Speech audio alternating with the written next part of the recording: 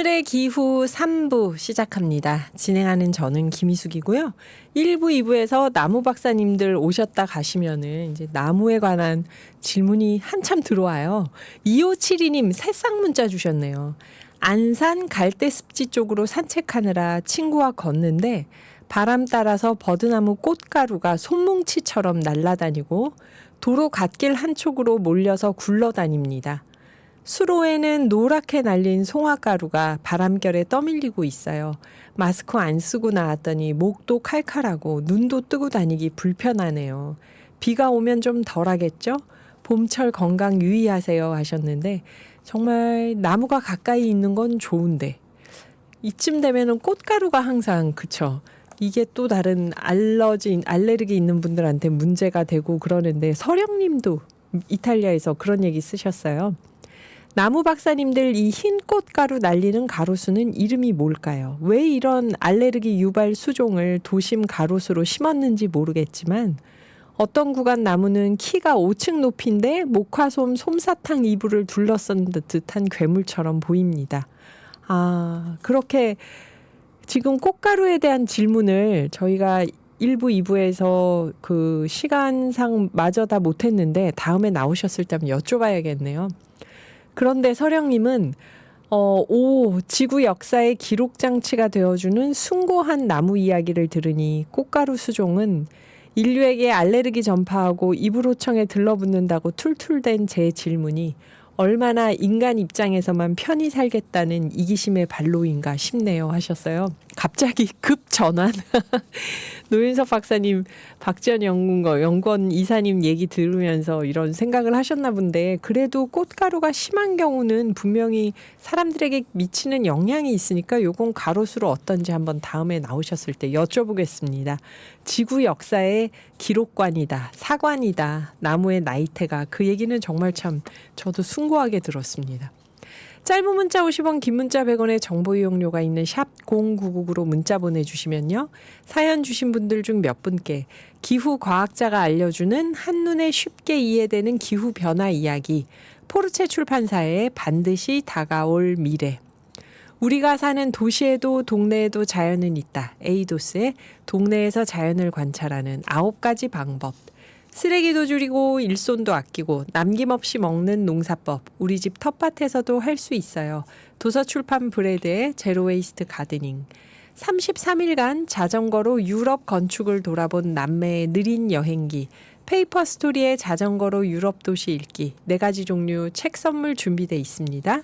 자, 이제는 퇴근길의 지식 콘서트 오늘의 기후에서 OBS 기상캐스터 연결해서 내일의 날씨 알아보겠습니다. 문지영 캐스터님. 네, 안녕하세요. 안녕하세요. 네. 퇴근길 현재 날씨는 어떤가요? 네, 오늘 아침에 조금 쌀쌀하게 출발했지만 낮 동안 기온이 오르며 따뜻했습니다. 지금 전국 하늘이 맑은 가운데 서울이 22.9도, 인천이 20.4도, 수원 21.7도로 올라 있는데요. 수도권에 이어서 오늘 오전에는 강원도 원주에도 건조주의보가 내려졌습니다. 대기가 메말라 있는 만큼 수분 섭취 충분히 해주시기 바랍니다. 네. 수분 섭취. 내일 아침 수도권 날씨는 어떨까요? 네, 내일 아침 수도권 하늘은 맑겠지만 서해안에는 안개가 끼겠습니다. 기온은 오늘보다 조금 높게 출발하겠는데요. 다만 경기 북부 지역은 10도 아래를 기록하면서 다소 쌀쌀할 수 있겠습니다. 내일 아침 기온 서울과 인천이 13도, 수원이 10도, 파주와 가평은 8도에서 출발하겠습니다. 낮에는 서울 기준 28도까지 껑충 뛰기 때문에 큰 일교차 고려하셔서 옷차림 해주시기 바랍니다. 기온은 갈수록 올라서 모레 고온 현상이 절정을 보이겠고요. 어린이날인 일요일 오후부터 전국에 더위를 식혀줄 비가 내리겠습니다. 네. 전국적인 내일 날씨 전망은 어떨까요? 네, 내일과 모레 전국이 맑은 가운데 낮 기온이 25도 이상으로 오르면서 덥겠는데요. 내일 아침에는 내륙 중심으로 10도 이하를 기록하면서 쌀쌀한 곳이 많기 때문에 15에서 20도가량의 큰 기온 차에 유의하시기 바랍니다. 지금 수도권과 강원도에 건조주의보가 발효 중이고요. 그 밖에 중부지방도 점차 건조해지겠으니 화재 예방에 신경 써주셔야겠습니다. 내일 새벽부터 아침 사이 호남 내륙으로는 안개가 짙게 끼겠고 바다에서는 서해상에 짙은 안개가 끼겠습니다. 네. 마지막으로 내일 걸어 다니시는 분들, 자전거 타시는 분들 유의해야 할 점이 있을까요? 네, 내일 미세먼지는 없겠지만 전국 대부분 지역에서 오후에 오존 농도가 높게 오르겠습니다. 오존에 반복 노출되면 폐에 피해를 줄 수 있기 때문에 장시간 야외 활동은 피해 주시고요. 낮 시간대에는 자외선 지수도 매우 높은 수준 예상돼서 이동하실 때 햇빛 차단도 잘 해주셔야겠습니다. 네. 오늘도 8363님이 문재영 캐스터님 창원의 애청자입니다. 꽃가루 농도 높으니 감기 조심하세요. 환절기도 건강에 유의하세요 하고 팬레터가 왔습니다. 또 네, 감사합니다. 유튜브 실시간 댓글창에 빠콩님도 날씨 요정 문지영님 안녕하세요. 네, 팬레터를 전해드리면서 감사합니다. 문지영 캐스터님. 네, 고맙습니다. 일기예보의 노래 좋아 좋아 이어집니다. 세계 곳곳의 기후위기 소식 살펴보는 시간입니다. 기후리포트 노광준 PD 나왔습니다. 네, 안녕하세요. 안녕하세요. 오늘은 어느 지역 소식인가요? 중국 남부 광둥성으로 가보겠습니다. 네. 어제가 노동절이었죠. 네. 중국도 노동절이었고 전 세계적인 노동절. 휴일이니까. 노동절 연휴였던 어제 새벽 2시에 중국 광둥성에서 끔찍한 일이 벌어졌습니다. 갑자기 껌껌한 고속도로 한쪽이 쑥 꺼진 겁니다. 아, 싱크홀인가요? 예, 오. 거대한 싱크홀이 만들어져서 질주하던 자동차 수십 대가 그 안으로 쏙 들어갔습니다. 보이는 라디오에 지금 사진을 띄워드리겠습니다. 중국 광둥성 고속도로 붕괴 현장이고요. 출처는 VOA, 미국의 소리방송에서 이미지를 갖고 왔는데요. 아파트 3층 깊이에요, 싱크홀이. 와.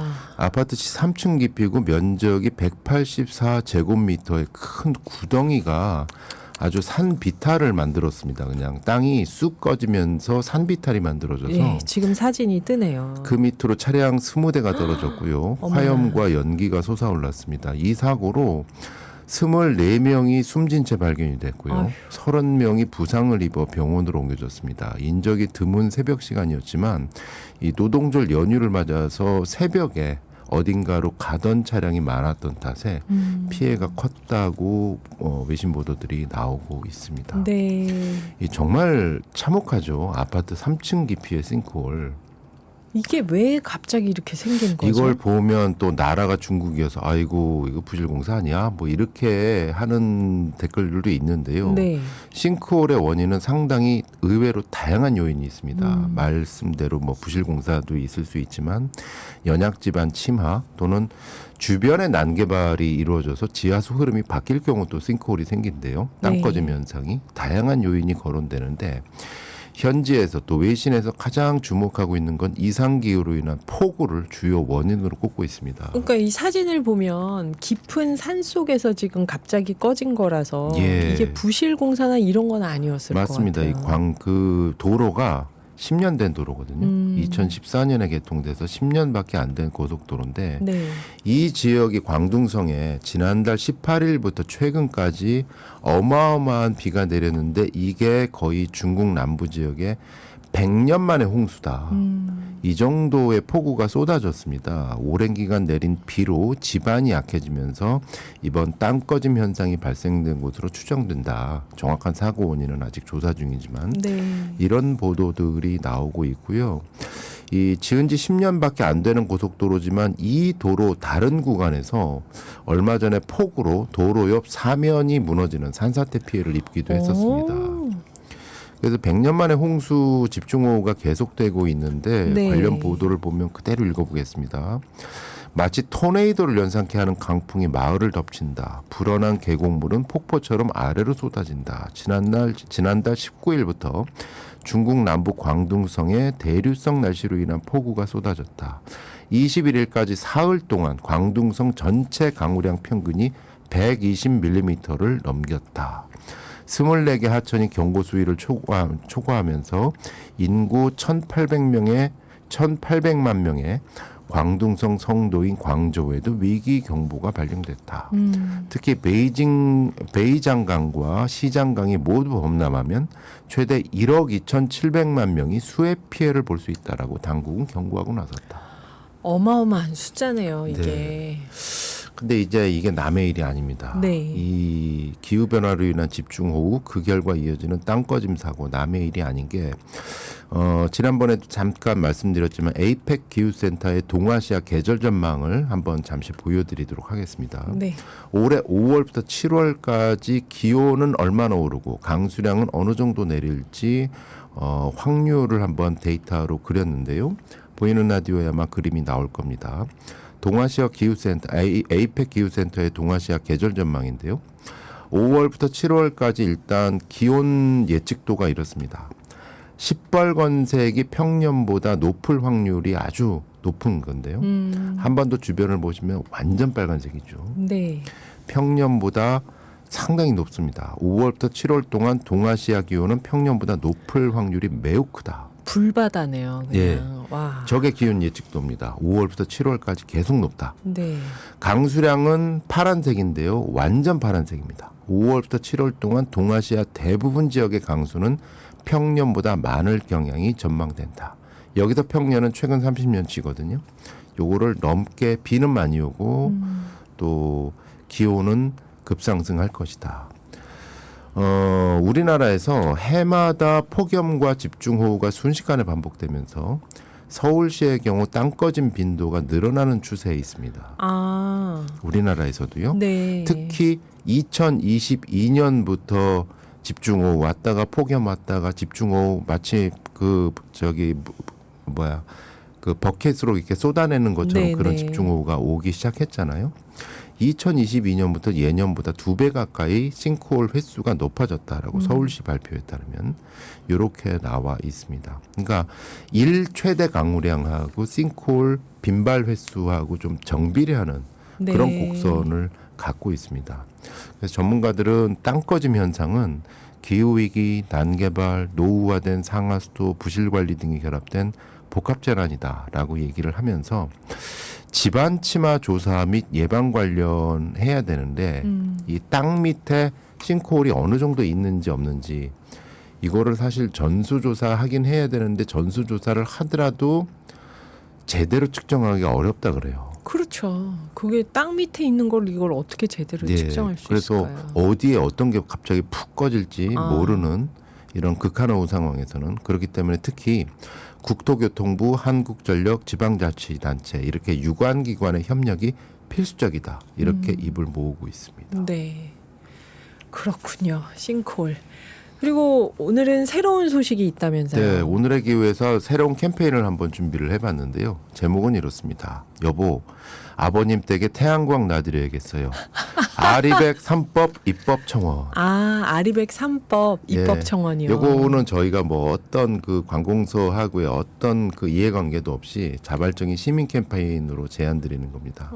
경기도가 최근에 입법 제안을 하고 있습니다. 아리백 3법, 아리백과 관련된 새 법인데요. 세 가지 법 중에서 하나는 새로 만드는 거고 네. 두 개는 있는 거를 고치는 거고 이렇게 고치고 새로 만들어서라도 도시에서 농촌에서 그리고 상가에서 그리고 공장 옥상에서 태양광 등 신재생 에너지를 활성화시켜서 기후에도 대응하고 우리 아리백 기업들 도와주자라는 게 아리백 3법 입법 청원 운동인데요. 네. 경기도가 법안을 준비를 하고 있고 시민들이 특히 이제 경기도민들이 여기에 서명 운동으로 힘을 모아주시는 운동입니다. 지금 현재 한 15,000분 정도가 서명을 하셨는데 적어도 한 10만 명 정도 10만 한번 명. 좀 더 힘을 모아서 좀 아리백으로 해서 걱정들이 많으시잖아요. 전 세계는 지금 재생에너지로 전력 질주하는데 우리는 네. 뒤로 역주행하는 거 아니냐. 한번 이 새로운 국회에 제안을 해서 아리백 3법으로 재생에너지 역주행도 막아보고 우리 아리백 수출 기업도 돕고 그리고 우리 기후위기 대응도 해보자라는 뜻인데 이 법안의 내용을 담은 상황극 대본을 제가 오늘 아침에 한번 짜봤습니다. 예, 떨립니다. PD님. 여기에는 이제 제 목소리만 나오는 게 아니라 이제 그 여성의 목소리 나오는데 네. 진행자님을 각별히 한번 일일 성우로 한번 임명을 해서 최선을 다해 보겠습니다. 아리백 3법 하면은 잘 안 와닿잖아요. 그래서 한 1분 정도 상황극으로 한번 들려드릴까 합니다. 자, 효과음 들려주세요.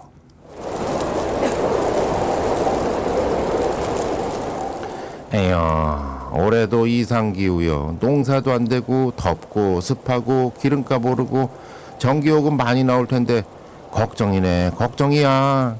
여보, 왜? 아버님 댁에 태양광 놔드려야겠어요. 오, 그러네. 그렇습니다. 기름값, 가스비는 올라도 햇빛은 공짜죠. 모두를 위한 태양광, 이제 국가가 책임져야 합니다. 경기도가 발의하고 도민들이 서명하는 R200 3법. 여보, 아버님 댁에 태양광 놔드려야겠어요. 모두를 위한 태양광 R200 3법. 아내가 좀 더 이 사투리 비슷한 성우를 했어야 되는데 남편이 좀 더 아쉽습니다. 세련되게 했는데 제 연기력이 이 정도입니다. 아마 그 연기력 좋은 분들 제가 저희 DJ들 중에 많으니까요. 한번 짜가지고 자발적 캠페인을 한번 해보도록 하고요. 화이팅. 온라인 서명 지금 벌어지고 있습니다. 이 경기도청 홈페이지 가시면 R200 3법 서명하는 곳이 있습니다. 여기서 이제 서명을 해주시면은 굉장히 많은 힘이 실려지지 않을까 싶고요. 오늘의 기후에서도 관련한 시리즈 인터뷰 당장 내일부터 시작하겠습니다. 내일 이 시간에 이 금요일날 3부 보면은 이제 그 휴일을 앞두고 1, 2부 쌀 퀴즈 지원하셨다가 네. 희망을 잃어버리신 좌절의 문자들이 폭풍처럼 쏟아지는데 네. 그분들에게 희망도 드리고자 3부에는 쌀 퀴즈 다시 한번 겁니다. 예. 와. 1, 2부에 떨어지셨다고 실망하지 마시고 네, 3부에 네. 쌀 퀴즈 하면서 R200 3법 전문가들의 인터뷰도 한번 시리즈로 매주 금요일에 계속 편성을 하고 로고송 제작도 한번 힘을 모으도록 하겠습니다. R200 3법 시민청원 많은 관심 부탁드립니다.